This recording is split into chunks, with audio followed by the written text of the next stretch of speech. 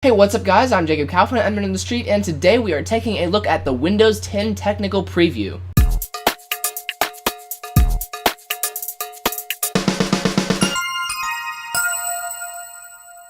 So before we start today, let me remind you all that this is not the final version of Windows 10. This is not the consumer preview of Windows 10. This is the technical preview of Windows 10. This is Microsoft's first attempt at showing the public what Windows 10 is all about and at getting bug reports from the public. So some of these features could change before Windows 10 is released. Some of them might change in the technical preview. There might be updates. But yeah, since everyone's talking about Windows 10, I've actually had a few people message me asking about Windows 10. What's it like? What does it look like? How do you like it? So I thought I would give you all just a quick glimpse at what Windows 10 is all about. Alright, so here we are on the desktop. And this in VirtualBox is the Windows 10 technical preview, like I said. So we can sign in pretty much the same way as Windows 8, and the installation, by the way, was very similar to Windows 8. I actually put in my Windows Live account, and it went and got my Windows Live profile picture from years ago, so that's interesting. And it actually pulled up my desktop background from years ago, but I took the desktop background off. So let me log in to the computer here, and if I put in my Windows Live password, then it will log me in. So this is the Windows 10 desktop. As you can see, the start menu is back, and everyone wants to hear about the start menu, of course. So the first thing I will show you is the start menu. So we can go down here, and if you hover over the start menu, there's a little shining animation thing. I don't know if you're catching that there. That is going on. We can click on that, and this is the new start menu. As you can see, like I've said in previous videos, on the left side we have our classic Windows 7 style start menu. It's got a new theme, but the functionality is the same as the classic start menu. On the right we have our Windows Live tiles. So we can go into all apps and we can look at our list of different applications. So these are all the applications that don't have folders, and then all the applications that do have folders, and this is your all programs menu here, and we can open up programs, and I'll show you that in a minute. But as you can see, there are also tiles for some applications. So what I would use this for is, I like having my favorite applications on the left here. Well, you could put some of your favorite applications on the right. So like if you use Skype a whole lot, you can have Skype over here, so you can just quickly go to it. But then programs that you don't use as often, you can use this left menu for. And like I've said in the past, I actually like live tiles. I just don't like when they take up the whole screen. So I'm actually a big fan of this new start menu design. Of course, I'm not actually using Windows 10 full-time, so I can't tell how I'm going to end up using this, or if I would use the live tiles at all, or if I would just, use the most frequently accessed applications on the left here. But yeah, I think this is a very good design move. So as you can see, we do have tiles. You can click and drag them around just like you could on the Windows 10 or the Windows 8 start screen, sorry. And you can right click on tiles and you can resize them. So we've got small, medium you saw, wide, and then we have large.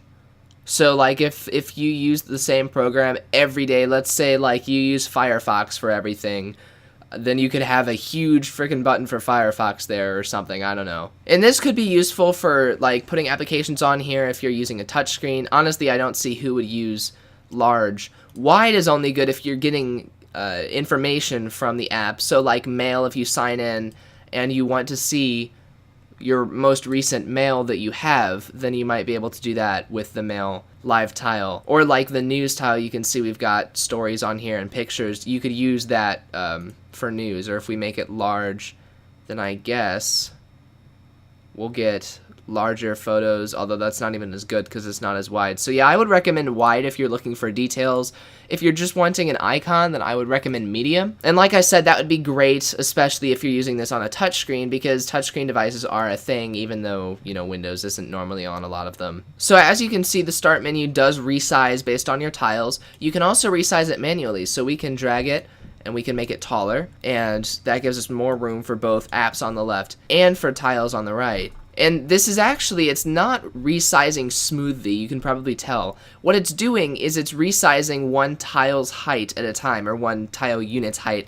I guess a medium tile is the standard size tile. So if I drag this up, it doesn't resize until I get to the size of a full tile. Now we have room for one more full medium-sized tile there. And that's when it says, okay, now I'll resize. And because your system settings and things are up here, you might want to keep this low And because of that, the start menu can now be horizontal as well. So if you find yourself on a touchscreen device, or even with a mouse, if you find yourself using the tiles more than you use the list, you can make the list only a couple options large and then have 2 rows of tiles here, and you can have just a ton of tiles in all of these. So I can make Skype medium size. I guess oh wait, yeah, I can make it wide.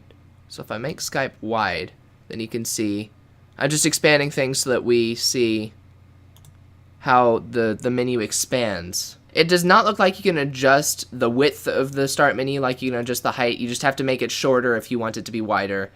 There's no option to make it wider without making it shorter. If you did that, you kind of have a sort of modified start screen, and you actually still can get to the start screen. If you go down to the taskbar, right-click on it, click Properties, go over to Start Menu, there's this checkbox that says use the start menu instead of the start screen. I don't know if this will be in the final version of Windows 10, but right now you can uncheck that, click Apply, and sign out and change settings, so you do have to sign out for that to take place. And when we sign back in, then as you can see, the start screen is back. Now the taskbar, as you can see, is now in the start screen if you hover down to the bottom with your mouse. But yeah, this is our start screen, so we can see all of our apps in the start screen, or we can see just our, tiles just like before. So this is pretty much just like the old start screen, maybe with some more options up here. I'm going to switch it back right now to the start menu because I actually prefer that. So that is the new start menu. And in the start menu, you can get to your apps. Now, in the old version of Windows, in Windows 8, which really isn't the old version at this point, but Windows 8, when you opened a Metro app or a Windows 8 app, they're not called Metro apps anymore. In Windows 8, when you opened up a Windows 8 app, it took over your whole screen. In Windows 8.1, they introduced the ability to snap 2 apps together, but still, if you had 10 windows open on your desktop and you opened up one start screen app, then it would take over your entire screen. Now, that doesn't happen anymore. In Windows 10, they realized that the entire point of Windows is to put things into Windows. So if we open up something like Calendar that is not a desktop app, it is a touch-oriented Windows 8.1 app. We can click on that, open it up. As you can see, it does take over our entire screen to begin with, but we have a title bar at the top. So we'll wait a second for it to load here. Taking a while to load just for a calendar, actually. And I might not have all of the latest Windows updates, so that might be on me if we don't have all of the latest updates. And we're actually frozen right now. It appears, yeah, the entire machine is frozen. Alright, this is still a technical preview, remember, so I just put in Control-Alt-Delete into the machine. We'll see if anything happens. Okay, this isn't working too well. Let's reset here.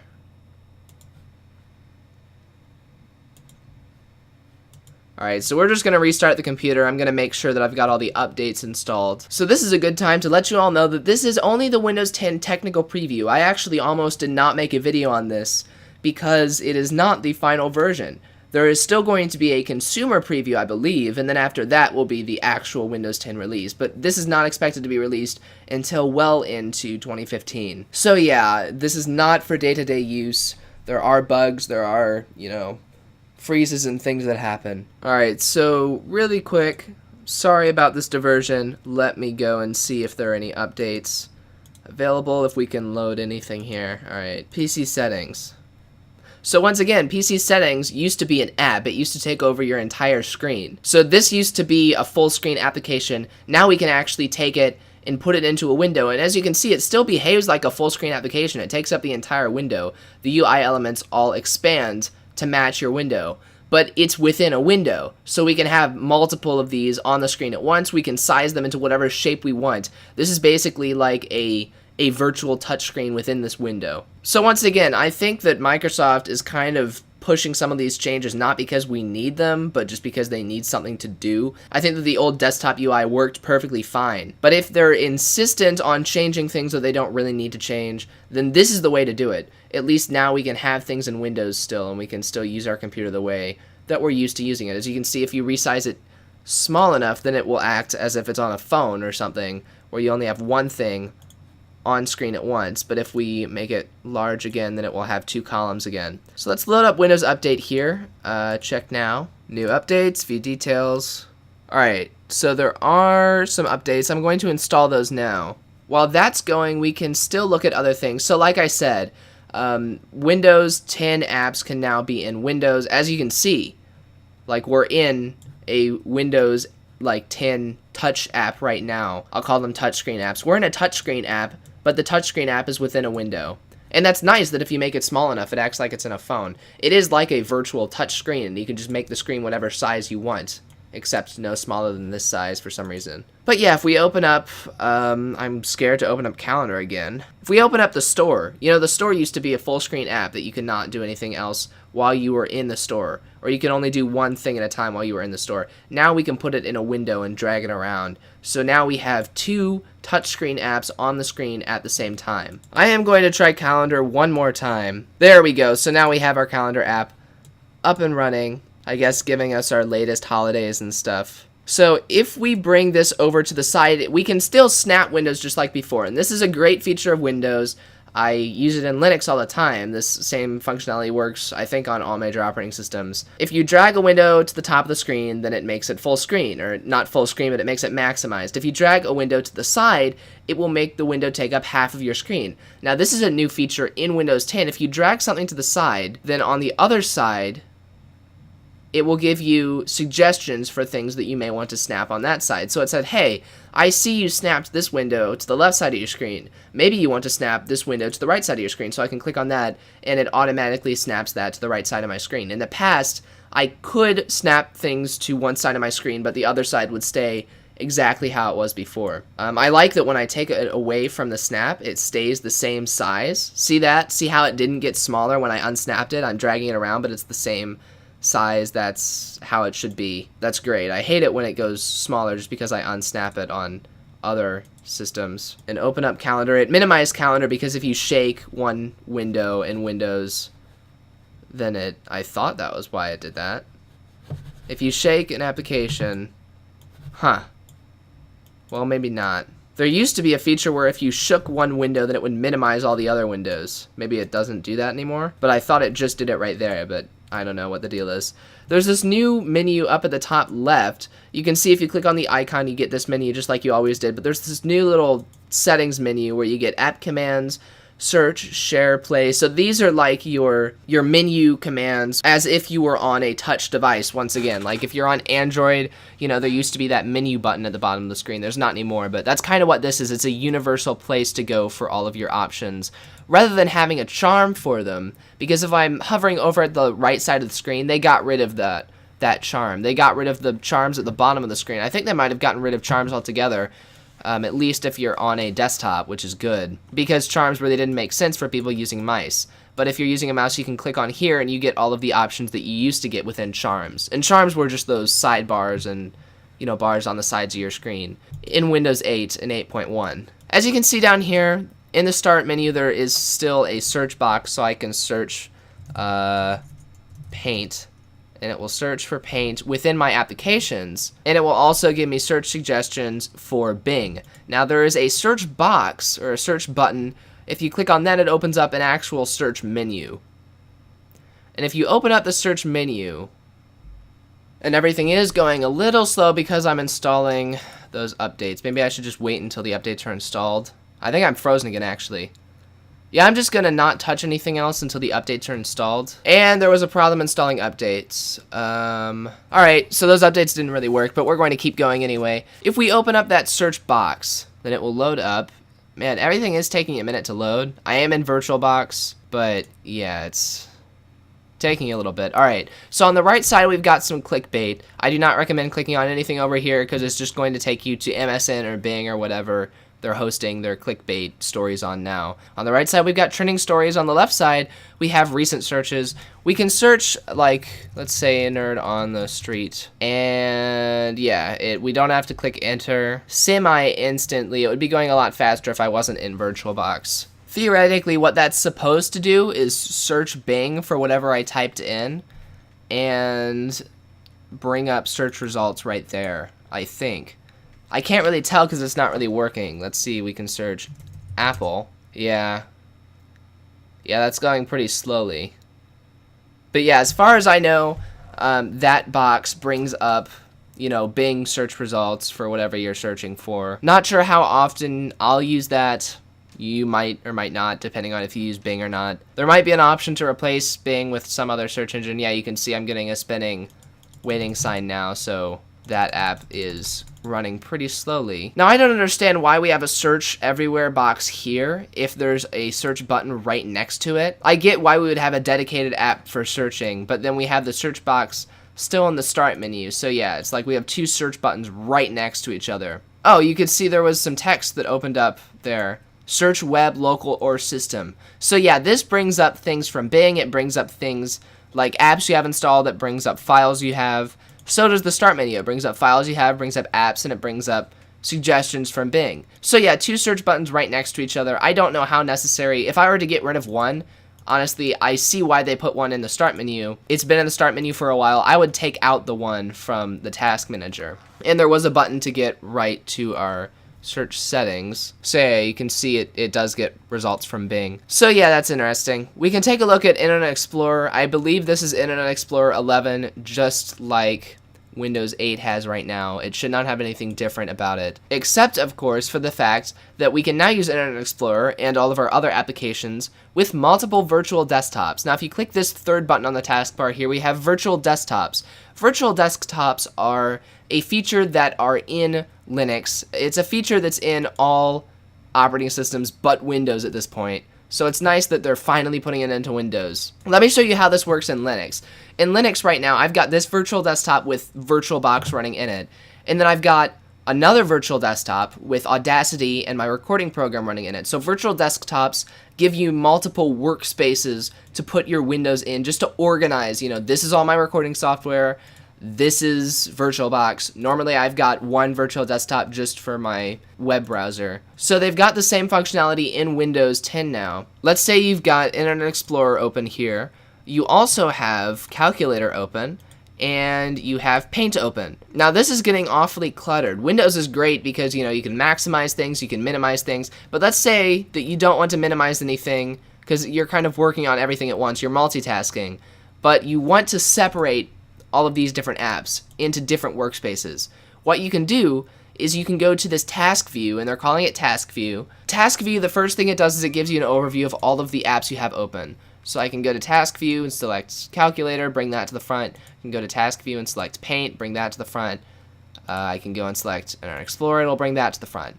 I can go down here, I can click on add a desktop, and now I have a new virtual desktop, and I can hover over these to see all of my open applications. I can click on this to get to it. So now I've got a new virtual desktop, so I can go back to my first desktop. I can go to task view, and let's say I want Paint to be in its own virtual desktop. I can go and drag Paint. Oh, maybe I can't. Can I right click it? Yeah, I can right click Paint and click move to desktop 2. I think it would be very helpful if we could click and drag applications into desktops. That would be a nice functionality. But yeah, I can just from the desktop right click. Oh, maybe I can't. Alright, so if you want to move something to a different virtual desktop, you have to go to task view, right click, and click move to whatever desktop you want. Like I said, this is a technical preview. They will probably add that feature in the future. This was just a preview to see what task view will even look like. So we can go to our new virtual desktop. Paint is all that's open. We can maximize that, or we can leave it, you know, as a window. But now we have two virtual desktops, and we can actually move Calculator to its own virtual desktop if we make a third one. Then we can go back here and move Calculator to desktop 3. So now we have a different virtual desktop for every application we have open, which I'm not saying this is necessarily how you should use this, but this is great, especially because we have those multi-touch, or those, you know, touchscreen oriented applications in Windows now. You can have a different touchscreen application in every virtual desktop, or you can have a couple touchscreen applications in every virtual desktop, and then you can have desktop applications in one virtual desktop. You can organize it however you want to, and that's very, very nice. So yeah, that is how virtual desktops will work. Looks just about as good as the virtual desktops. Actually, it's not as good as the virtual desktops in macOS yet, But like I said, I'm sure they will add like click and drag your applications to different virtual desktops in the future. I'm sure they will add that. So you can close out of virtual desktops and it will collapse all of your applications into the same desktop. Now they're all open at once, you can see. So that is very nice that they're adding that. Oh, I should have mentioned, if we open up those again, let me add a desktop and open up just something. Let me open this up again. If we click Alt Tab still goes between your different applications, just like before, but Alt Tab now works across virtual desktops. So in Task View, you can see all of the applications open in one virtual desktop. Alt Tab, you can see all of your applications open, period, no matter what desktop they're on. So that's nice. All right, now let's close those virtual desktops up, and let's close Internet Explorer. And the last thing I want to show you, I think, is Windows Explorer, or it might be called Files Explorer now. Yeah, File Explorer. So we can go there, and you can see there is not a whole lot different. This looks pretty similar to the Windows 8 File Explorer. There are some updated icons. I think the Downloads icon and all the folder icons look the same. The desktop icon is updated, the local disk icon is updated, the home icon is updated, so yeah, they might just update some of the icons, some of them they might leave the same. The icon for File Manager itself is updated. Yeah, there is a new option up at the top if we go to Home and then, let's say we want to share our Documents folder, or there's a text document we want to share. There's a new Share tab up here. You can share a folder or a file to an app, and if we click on that, it should open up a sidebar. Maybe we have to have something selected for that. Yeah, if we have something selected, we can click on share. It will open up a sidebar that will show us all the places we can share things to. I guess it's a sidebar rather than just a pop-up window or a context menu or something, because with a sidebar we can use it with a touchscreen a bit easier. But yeah, I think most of these share options were the same before. You can put something in a zip folder. Yeah, like I said, not a lot has changed here. Just a couple of theming things and that new share sidebar. That's about it. Once again, if it isn't broken, they don't really need to fix it. So File Explorer, still looking fine. We've got the new file menu. Oh, we can now open a command prompt in a specific location. So you can see it opened this one in videos because I had videos selected there. If we go into our documents folder, we can file, oh, maybe not. If we select documents, yeah, open command prompt as administrator, and we can do that. And now we have an administrator command prompt open there. There are some new features in the command prompt. If we open up, let's say we've got this command prompt here, and you might not use the command prompts, you might not care about this, but in Linux, I know that this is completely different. In Linux, we use the terminal for some things, and the terminal is like the Linux version of the command prompt. In Linux, we can style our terminal, and we can give it different like background colors, and we can make it look different because we spend a lot of time there. You probably don't spend very much time in the command prompt in Windows because Windows is designed to where you don't need to use the command prompt. But if you do use the command prompt for development or whatever, you can now right-click the title bar, you can click Properties, and there's all these different options that we can select. So first of all, cursor size, let's see what that does. If we make our cursor large, then we've got a full text cursor. You can see there, that blinking thing. If we go and set it to medium, then it will be half of the size that it was. So you can customize that. You can customize buffer size. So that customizes how much history it saves of the commands that you're typing. You can now paste into the command prompt, I believe. I'm not sure if you can copy. No. But you can right-click. Oh, maybe, can you? I'm not sure if you can copy, but you can right-click and click paste. Obviously, there's nothing in my clipboard right now. But yeah, you can customize your font. You can customize the size of your... Oh, you can customize the size of your command prompt. That's nice because, this... right now, even though... I can customize how tall it is, I cannot customize how wide it is, but we can go and customize the width of it now, it looks like. If we make it wider, yeah. Oh, so that's just the font. So it's still the same amount of characters sideways. It can't go any bigger sideways, but we can change our font to have different aspect ratios. And you can change the font itself. And you could do this before. You could do this with different, command prompt commands. You could change your font, but now you can do it in a GUI. Customize the CLI using a GUI. That's an interesting concept. Oh, you can customize the width. Maybe. Can you? Yeah, okay. Well, that's interesting. Colors, screen background, we can make the background blue, let's say. And then, can we make it transparent? I thought we could make it transparent. Oh, and actually, you can enable pasting with Control-C and Control-V. Maybe not. I thought you could. I'm not sure. I'm playing with all of this right now, as you can see. So we can make the background green. I don't think we can make it transparent. Not that this is the most important stuff in the world. We're just looking at, you know, different things we can do. Line wrapping. So there are some new things. Oh, Optipacy. That's where we can do that. So now we've got... Oh, alright. So those experimental features do not seem to be working. Oh, may not take effect until the next launch. Okay. So now if we go... Nope, it just reset everything. So I don't know what we're doing wrong or what the deal is. Oh, Control-V works now. If we go and copy, paste, so you can, you know, use Control-V. So that's nice. Yeah, new command prompt features. That's about it. I do want to say I was confused on how to turn this off. In Windows 8, you actually had to bring your mouse to the bottom right of the screen and bring it up to bring up a sidebar to turn your computer off.